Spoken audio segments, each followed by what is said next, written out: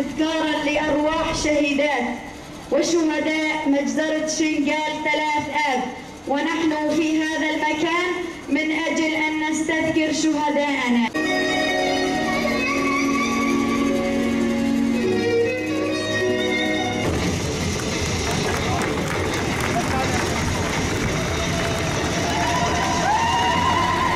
بالروح بالدم نفديك يا شنقال.